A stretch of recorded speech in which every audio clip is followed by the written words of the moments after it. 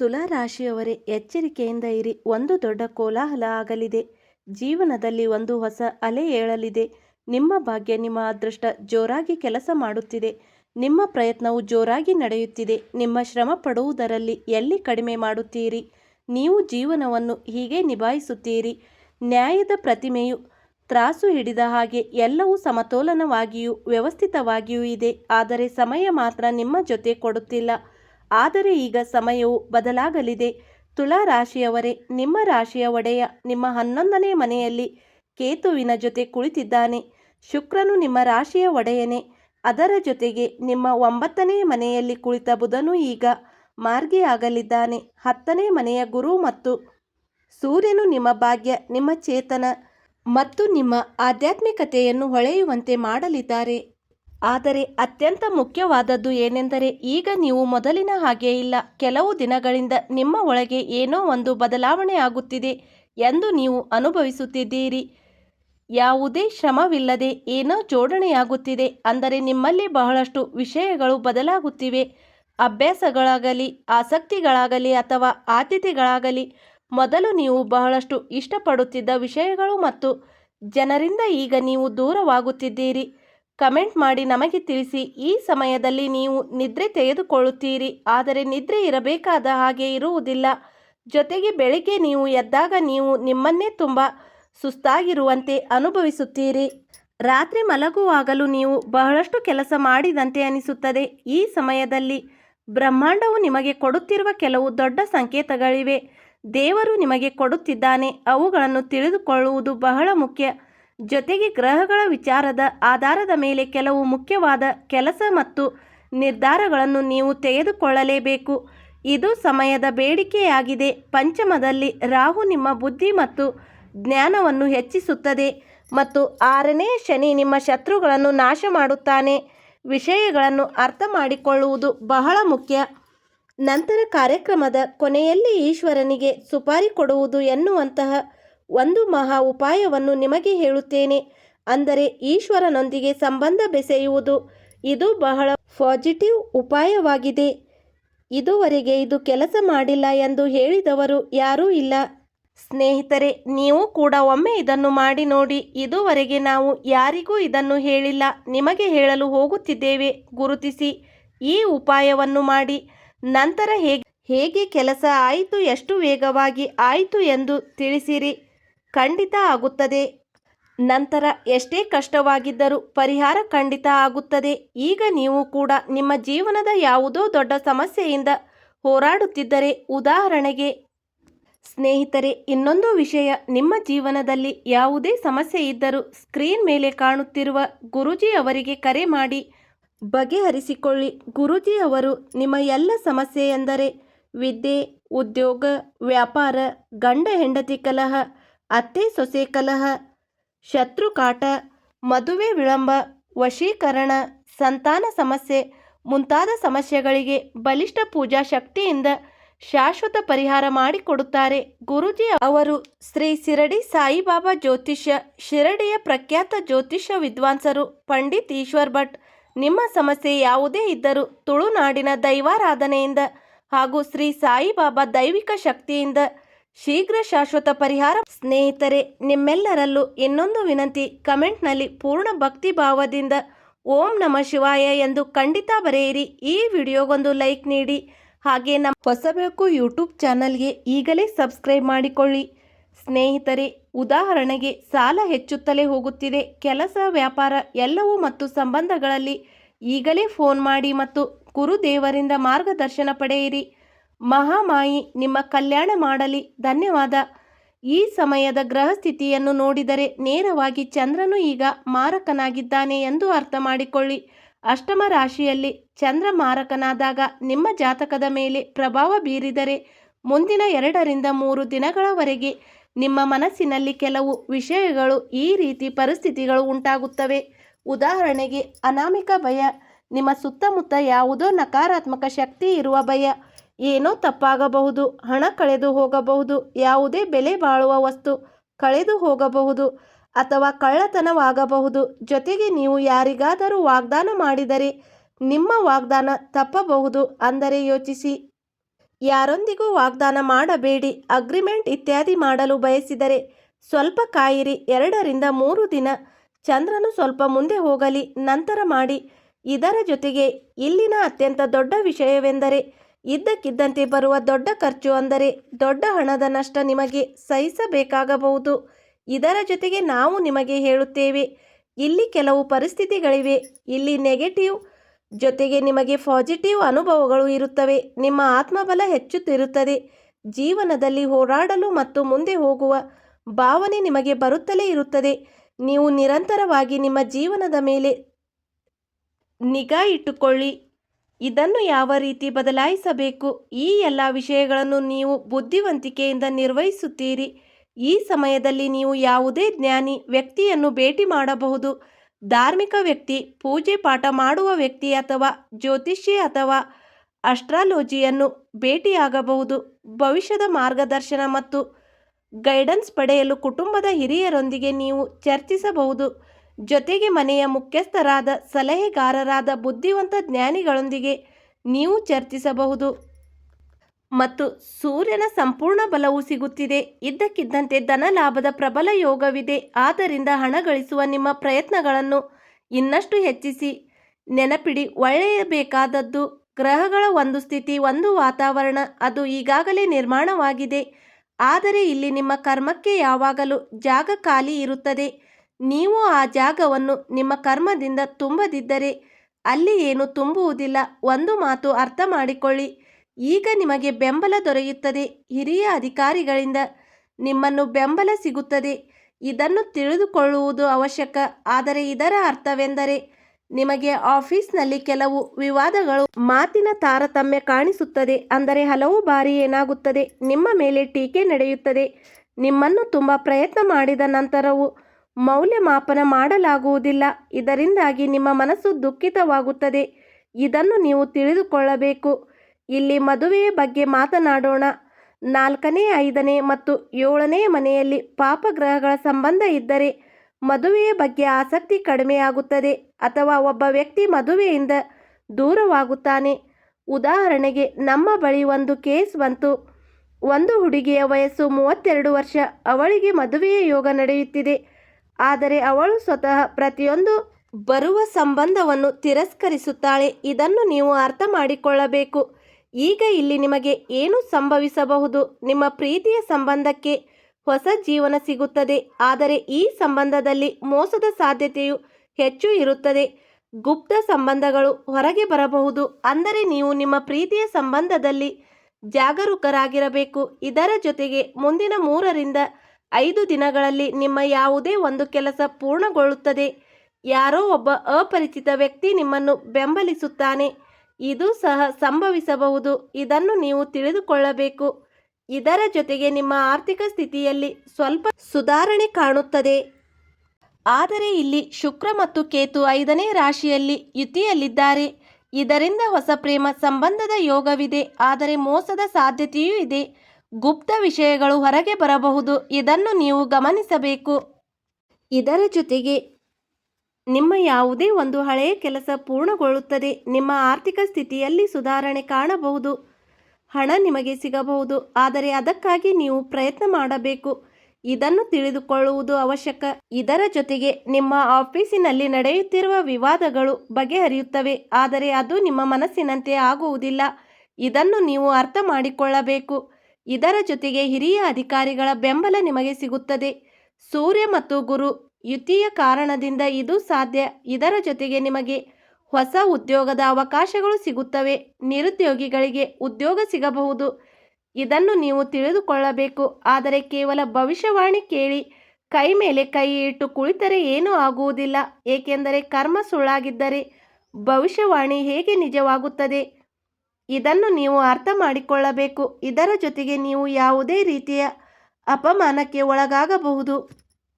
ನೆನಪಿಡಿ, ಭಗವಂತನು ಅವನಿಗೆ ಸಹಾಯ ಮಾಡುತ್ತಾನೆ. ಅವನು ತನ್ನನ್ನು ತಾನು ಸಹಾಯ ಮಾಡಿಕೊಳ್ಳಲು ಯೋಗ್ಯನಾಗಿರುತ್ತಾನೆ. ಸೋಮಾರಿಗಳಿಗೆ ಮತ್ತು ನಿರುದ್ಯೋಗಿಗಳಿಗೆ ಈ ಜಗತ್ತಿನಲ್ಲಿ ಸ್ಥಾನವಿಲ್ಲ. ಇದನ್ನು ನೀವು ತಿಳಿದುಕೊಳ್ಳಬೇಕು. ಇದರ ಜೊತೆಗೆ ನಿಮಗೆ ಕೆಲವು ಅವಕಾಶಗಳು ಸಿಗುತ್ತವೆ. ಆದರೆ ನೀವು ಅದನ್ನು ಸರಿಯಾಗಿ ಬಳಸಿಕೊಳ್ಳಬೇಕು. ನೌಕೆಯನ್ನು ವೇಗವಾಗಿ ಮುಂದಕ್ಕೆ ಕೊಂಡೊಯ್ಯುವ ಗಾಳಿ ಇದ್ದಂತೆ.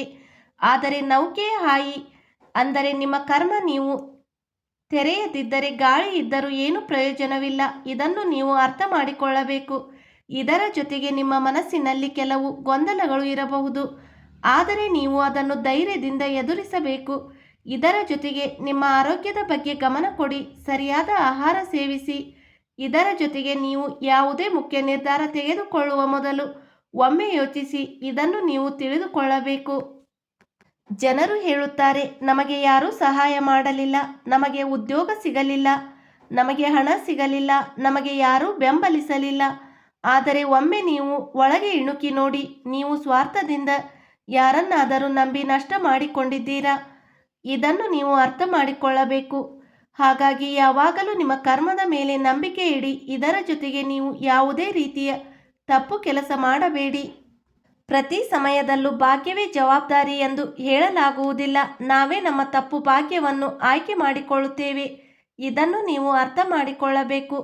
ಇಂದು ಸಾಮಾಜಿಕ ಮಾಧ್ಯಮದಲ್ಲಿ ಸುಳ್ಳಿನ ಕಂತೆಯಲ್ಲಿ ಜನರನ್ನು ಮೋಸಗೊಳಿಸುತ್ತಾರೆ.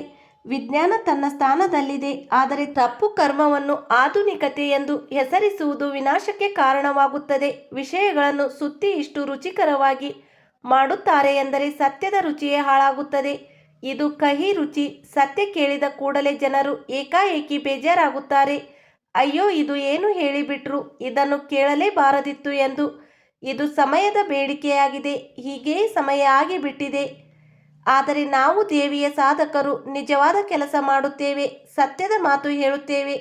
ಹೇಳುವುದರ ಅರ್ಥವೇನೆಂದರೆ ಈ ಸಮಯ ಮತ್ತು ಕಾಲದ ಬಗ್ಗೆ ನೀವು ಜಾಗರೂಕರಾಗಿರಬೇಕು, ಬುದ್ಧಿವಂತರಾಗಿರಬೇಕು. ಈ ಸಮಯದಲ್ಲಿ ಬ್ರಹ್ಮಾಂಡ ನಿಮಗೆ ಪ್ರಬಲ ಸಂಕೇತ ಕೊಡುತ್ತಿದೆ.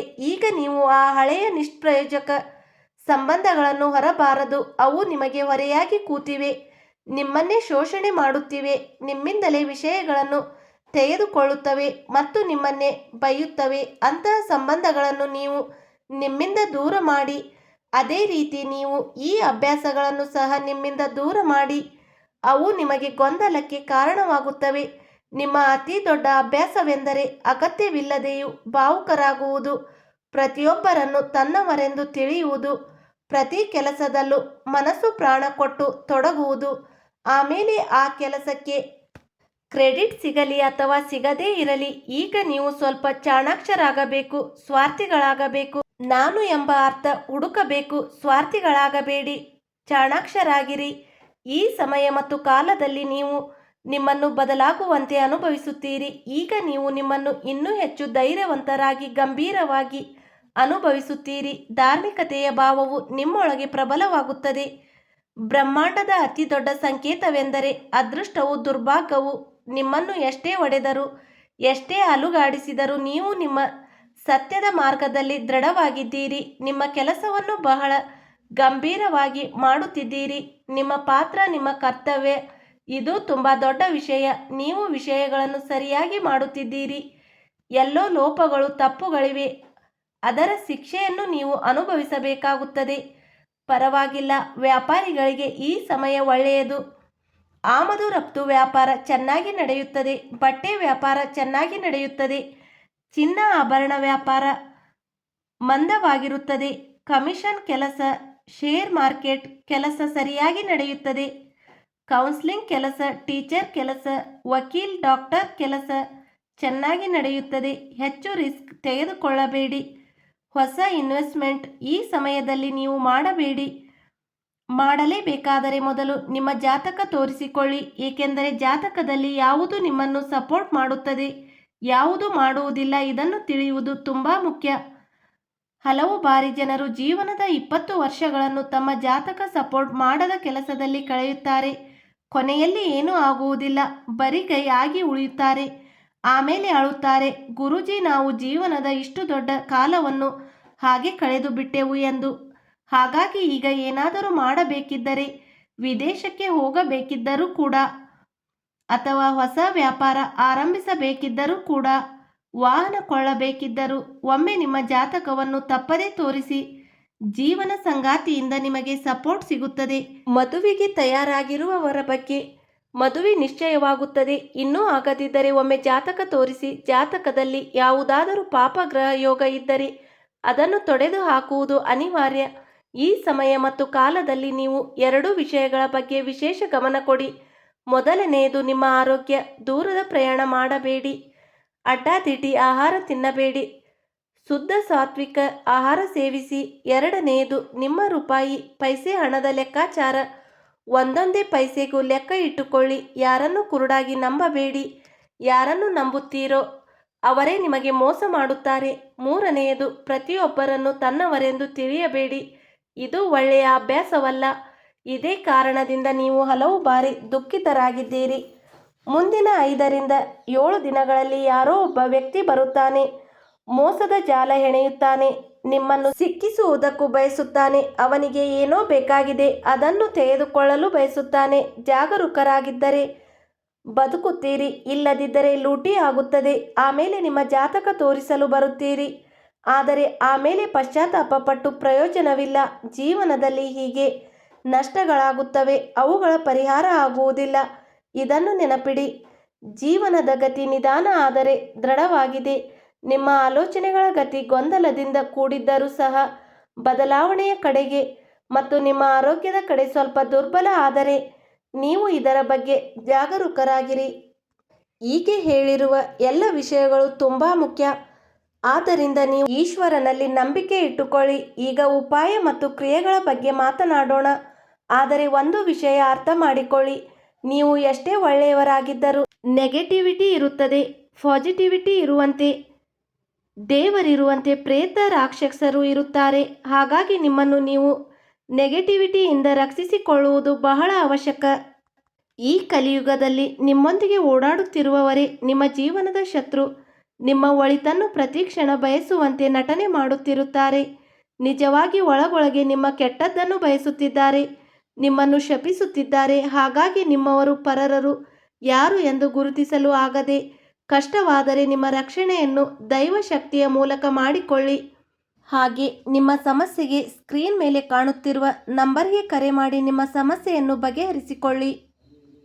ಈಗ ಉಪಾಯದ ಬಗ್ಗೆ ಮಾತನಾಡೋಣ. ನೋಡಿ, ಭಗವಂತನಿಗೆ ಸುಪಾರಿ ಕೊಡುವ ವಿಧಾನ ಹೇಗೆ. ಯಾವುದೇ ದಿನ ನೀವು ಬೆಳಿಗ್ಗೆ 5 ಗಂಟೆಗೆ ಮಲಗಿ ಎದ್ದೇಳಿ. ಅಂದರೆ ಇದು ಬ್ರಹ್ಮ ಮುಹೂರ್ತದ ಉಪಾಯ. ಬ್ರಹ್ಮ ಮುಹೂರ್ತವೆಂದರೆ 5 ರಿಂದ 5:15 5ರ ಆಸುಪಾಸು ಮತ್ತು ಇನ್ನೂ ತುಂಬ ಚಿಕ್ಕದಾಗಿರುತ್ತದೆ. ಆದರೆ ಅಷ್ಟೆಲ್ಲ ನಾವು ಮಾಡಲು ಬಯಸುವುದಿಲ್ಲ. ಕೆಲಸದ ಮಾತು ಕೇಳಿ. ಇದನ್ನೇ ನೀವು ಮಾಡಬಹುದು. ನಾವು 3 ಗಂಟೆಗೆ ಎದ್ದೇಳು ಎಂದು ಹೇಳಿದರೆ ನೀವು ಎದ್ದು ಉಪಾಯ ಮಾಡುತ್ತೀರಾ?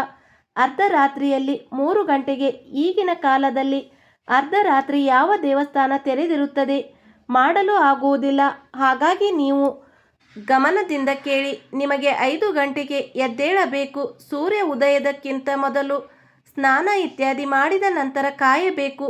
ಸೂರ್ಯ ಉದಯವಾಗಲಿ ನಂತರ ಸೂರ್ಯ ದೇವನಿಗೆ ಅಗ್ರೆ ಕೊಡಬೇಕು. ಅಗ್ರೆ ಕೊಡುವಾಗ ನೀವು ತೆಗೆದುಕೊಳ್ಳುವ ನೀರಿನಲ್ಲಿ ಅದರಲ್ಲಿ 21 ಕೆಂಪು ಮೆಣಸು, ಒಣಗಿದ ಕೆಂಪು ಮೆಣಸಿನ ಬೀಜ ಹಾಕಿ, ಸ್ವಲ್ಪ ಕುಂಕುಮ ಹಾಕಿ, ಸ್ವಲ್ಪ ಬೆಲ್ಲ ಹಾಕಿ ಮತ್ತು ನಂತರ 1 ಕೆಂಪು ಹೂವು ಹಾಕಿ ಸೂರ್ಯ ದೇವನಿಗೆ ಅಗ್ರೆ ಕೊಡುವಾಗ ಅವರಲ್ಲಿ ಪ್ರಾರ್ಥಿಸಿ, ಪ್ರಭು, ನಾವು ನಿಮ್ಮ ಸರಣಿನಲ್ಲಿದ್ದೇವೆ ಮತ್ತು ನಿಮ್ಮ ಶಿಷ್ಯ ಹನುಮಾನ್ಜಿ ಅವರಿಂದ ನಮ್ಮ ಕೆಲಸ ಮಾಡಿಸುವ ಒಪ್ಪಂದ ಮಾಡಿಸಿಕೊಳ್ಳುತ್ತಿದ್ದೇವೆ. ನೀವು ಇದರಲ್ಲಿ ನಮಗೆ ಸಹಾಯ ಮಾಡಿ. ಹನುಮಾನ್ಜಿ ಈ ವಿಷಯ ತಿಳಿಸಿ ಅಥವಾ ಹನುಮಾನ್ಜಿಯನ್ನು ಪ್ರೇರೇಪಿಸಿ ಅವರು ನಮ್ಮ ಕೆಲಸ ಮಾಡುವಂತೆ ನೋಡಿ. ಈ ನಿಯಮ ಇದೇ ರೀತಿ ನಡೆಯುತ್ತದೆ. ನೀವು ಒಪ್ಪಿದರೆ ಸರಿ, ಕೆಲಸ ಆಗುತ್ತದೆ.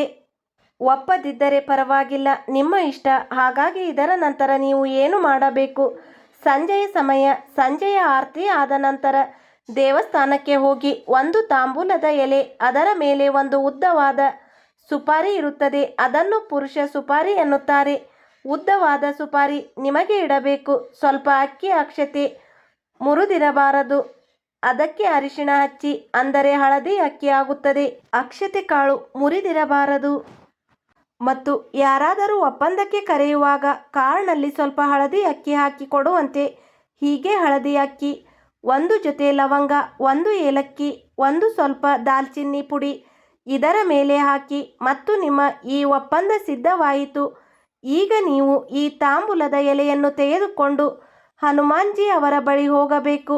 ಅವರ ಪಾದಗಳಲ್ಲಿ ಇಡಬೇಕು ಮತ್ತು ಅಲ್ಲೇ ಕುಳಿತು ಹಸುವಿನ ತುಪ್ಪದ ಅಥವಾ ಮಲ್ಲಿಗೆಯ ಎಣ್ಣೆಯ ದೀಪ ಹಚ್ಚಿ ನೀವು ಹನುಮಾನ್ ಚಾಲೀಸನ್ನು 11 ಬಾರಿ ಪಠಿಸಬೇಕು. ಒಮ್ಮೆ ಬಜರಂಗ ಬಲಿ ಬಾಣ ಪಠಿಸಬೇಕು. ನಂತರ 108 ಬಾರಿ ರಾಮನಾಮ ಜಪ ಮಾಡಬೇಕು. ನಂತರ ನೀವು ಹನುಮಾನ್ಜಿಯಲ್ಲಿ ಪ್ರಾರ್ಥಿಸಿ, ಭಗವಾನ್, ನಾವು ನಮ್ಮ ಈ ಸಮಸ್ಯೆಯಿಂದ ತುಂಬ ದುಃಖಿತರಾಗಿದ್ದೇವೆ, ತುಂಬ ತೊಂದರೆಯಲ್ಲಿದ್ದೇವೆ. ನಾವು ನಿಮ್ಮ ಶರಣಿನಲ್ಲಿದ್ದೇವೆ. ನೀವು ನಮ್ಮ ಕಲ್ಯಾಣ ಮಾಡಿ. ನೀವು ಮಾಡದಿದ್ದರೆ ಇನ್ನಾರು ಮಾಡುತ್ತಾರೆ. ನಾವು ನಿಮ್ಮ ಭರವಸೆಯಲ್ಲಿದ್ದೇವೆ, ನಿಮ್ಮ ಭಕ್ತರಾಗಿದ್ದೇವೆ. ಈ ರೀತಿ ಅವರಲ್ಲಿ ಭಾವಪೂರ್ಣ ಪ್ರಾರ್ಥನೆ ಮಾಡಿ ಮತ್ತು ಸುಮ್ಮನೆ ಮನೆಗೆ ಬನ್ನಿ. ಇದರ ಬಗ್ಗೆ ಯಾರಿಗೂ ಏನು ಹೇಳಬೇಡಿ. ಯಾರಿಗೂ ಸುಳುವು ಸಿಗದಂತೆ ಮಾಡಿ. ನೋಡಿದವರು ನೋಡಲಿ, ನೋಡದವರು ಬಿಡಲಿ ಮತ್ತು ದೇವಸ್ಥಾನದಲ್ಲಿ ಕುಳಿತು ಯಾರಿಗೂ ಹೇಳಬೇಡಿ. ಅಣ್ಣ, ಉಪಾಯ ಆಯಿತು. ಈಗ ಬನ್ನಿ ಹೊರಗೆ. ನಮ್ಮ 2 ನೆರೆಹೊರೆಯವರು ಸಿಕ್ಕಿದ್ದಾರೆ. ಗೆಳೆಯರು, ಈಗ ಕುಳಿತು ಉದ್ದವಾಗಿ ಮಾತನಾಡೋಣ. ರಾಜಕೀಯ, ಕ್ರಿಕೆಟ್ ಮತ್ತು ಸಿನಿಮಾದ ಮಾತು ಹೀಗೆ ಏನು ಮಾಡಬೇಡಿ. ನೇರವಾಗಿ ಮನೆಗೆ ಬರಬೇಕು. ಕೈ ಕಾಲು ಮುಖ ತೊಳೆದು ಸುಮ್ಮನೆ ನಿಮ್ಮ ಹಾಸಿಗೆಯಲ್ಲಿ ಮಲಗಬೇಕು. ಯೋಚನೆ ಮಾಡಿ, ಭಾವನೆ ಸೇರಿಸಿ. ಈ ಉಪಾಯವನ್ನು ನೀವು ಸತತ 11 ದಿನ ಮಾಡಿ ನೋಡಿ. 100ರಷ್ಟು ನಿಮ್ಮ ಕೆಲಸ ಆಗುತ್ತದೆ. ಕೆಲಸ ಆದ ನಂತರ ನೀವು ಸ್ವತಃ ನಮಗೆ ಧನ್ಯವಾದ ಹೇಳುತ್ತೀರಿ. ಆದ ನಂತರ ನಿಮ್ಮ ಅನುಭವ ಹೇಗಿತ್ತು ಎಂದು ನಮಗೆ ತಿಳಿಸಿ. ಸಂಪೂರ್ಣ ಪರಿಹಾರಕ್ಕಾಗಿ ಒಮ್ಮೆ ನಿಮ್ಮ ಜಾತಕವನ್ನು ತೋರಿಸಿ. ಏಕೆಂದರೆ ಹಲವು ಬಾರಿ ಜಾತಕದಲ್ಲಿ ಪಾಪಗ್ರಹ ಯೋಗ ಇರುತ್ತದೆ. ಅದು ಪ್ರತಿ ಕಡೆ ಸೋಲನ್ನು ಮಾತ್ರ ಕೊಡಿಸುತ್ತದೆ. ಪೂಜೆ ಪಾಠ ಅನುಷ್ಠಾನದ ಫಲವೂ ಸಿಗದಂತೆ ಮಾಡುತ್ತದೆ, ಅಡ್ಡಿಯಾಗುತ್ತದೆ. ಹಾಗಾಗಿ ಜಾತಕ ತೋರಿಸಿದರೆ ಸಂಪೂರ್ಣ ಪರಿಹಾರ ಸಿಗುತ್ತದೆ. ಸ್ನೇಹಿತರೆ, ಪ್ರೀತಿಯಿಂದ ಹೇಳಿ ಜೈ ಮಾತಾದಿ ಎಂದು. ಸ್ನೇಹಿತರೆ, ಇಲ್ಲಿಯವರೆಗೆ ವಿಡಿಯೋ ಕೇಳಿದ್ದಕ್ಕೆ ಧನ್ಯವಾದಗಳು.